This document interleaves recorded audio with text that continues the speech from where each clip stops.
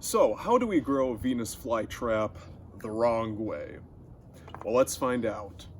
Okay, so basically, what I'm going to be doing in this video is taking the store-bought Venus flytrap and basically doing everything completely wrong. So we have this container we're going to grow it in. I'm going to replace the top, though. And then, of course, we have our Miracle Grow products.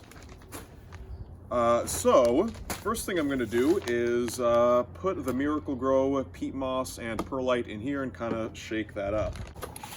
Alright, so now that we have our Miracle Grow products inside of here, what we're going to do is, well, before, I should mention, I took this distilled water, poured it in here. It's distilled because I figured that's kind of funny.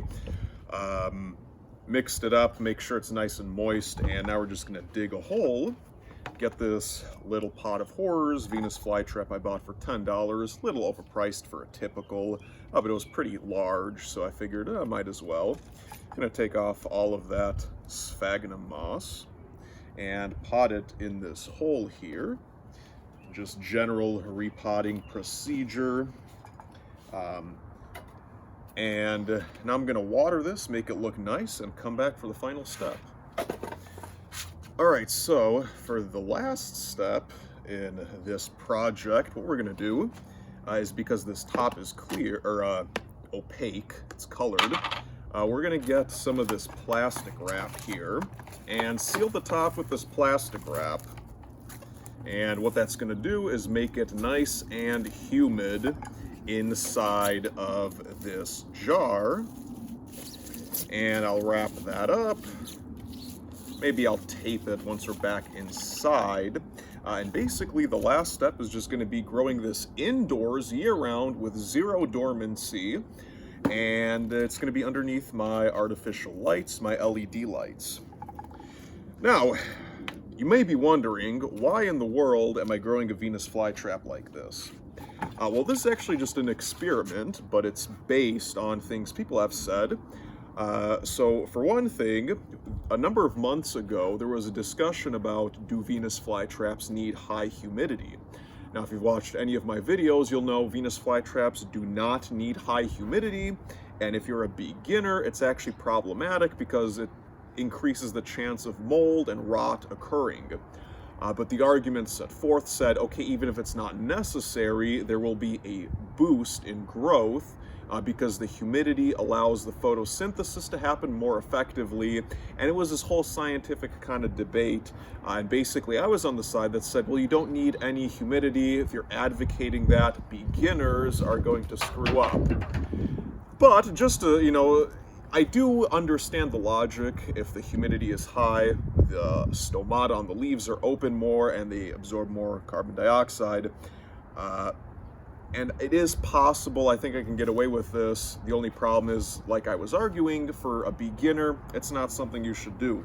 Now, the second part of this video, everybody says don't use Miracle Grow, but some people do.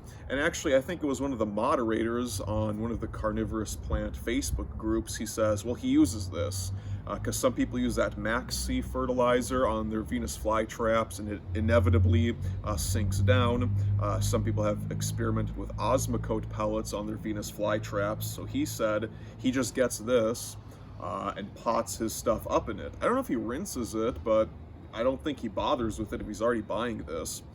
So we're going to see just how awful this will turn out, considering I kind of already know how to grow Venus flytraps. So maybe it won't turn out so bad.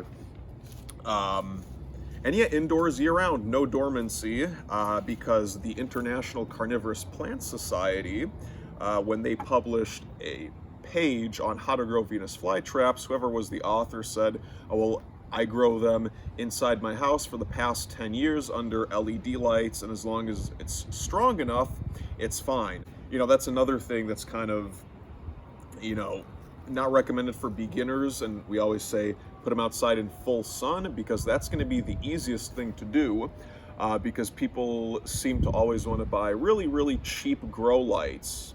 But if you want to grow them inside, you really need high-powered grow lights. And I've had this discussion over again with people where they say, oh, well, I don't want to spend money on a grow light. Can I use this $2 bulb I found? And that's, you know, not something you want to do if you're going to attempt to do this indoors. Obviously, the more expensive lights are going to be the ones you need.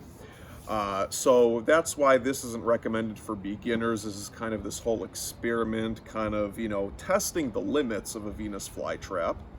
So there we go. I'm going to go put this inside, and we're going to come back in about, you know, a couple months, then in a year, 2 years maybe, and see how this does. All right, so here it is, the Venus flytrap terrarium. It's going behind my Sidachina aquarium, another experiment I'm doing based on what people had said online and what their opinions were. So we're just going to go all in on that and just see what happens.